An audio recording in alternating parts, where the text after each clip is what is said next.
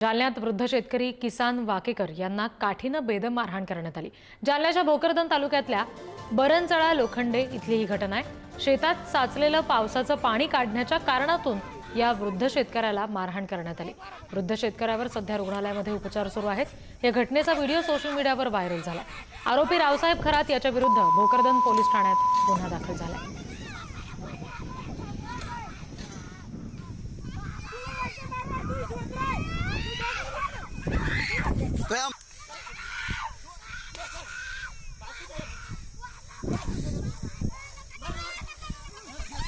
मार दे मार दे मार दे आता याच्या भी मार।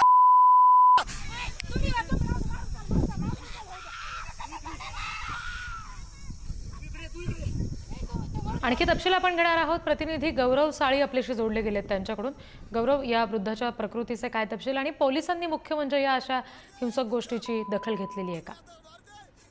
अगदी खरं रित्या आपण जर पाहायला गेलं तर ही घटना जी आहे ती जालन्याच्या भोकरदन तालुक्यातील बरंजळा लोखंडे या ठिकाणी घडलेली आहे।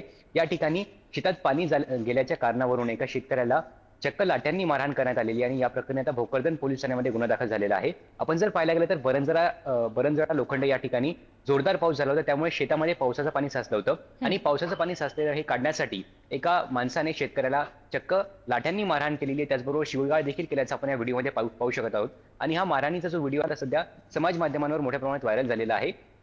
या घटनेची दखल आता भोकरदन पोलिसांनी घेतलेली असून भोकरदन पोलीस ठाण्यामध्ये या प्रकरणी रावसाहेब खरात या इसमाविरुद्ध गुन्हा दाखल झालेला आहे आणि सदरील जो मारहाण झालेला व्यक्ती आहे याच्यावर सध्या रुग्णालयात उपचार सुरू आहे। त्यांची प्रकृती सध्या ठीक आहे, मात्र पोलिसांनी या प्रकरणी आता कायदेशीर कारवाई सुरू केलेली आहे आणि ही धक्कादायक घटना जी आहे या घटनेचा आता व्हिडिओ समोर आल्यामुळे या घटनेमुळे एकच खळबळ उडाल्याचं पाहायला मिळत आहे। रिद्धी, धन्यवाद गौरव दिलेल्या तपशिलांसाठी।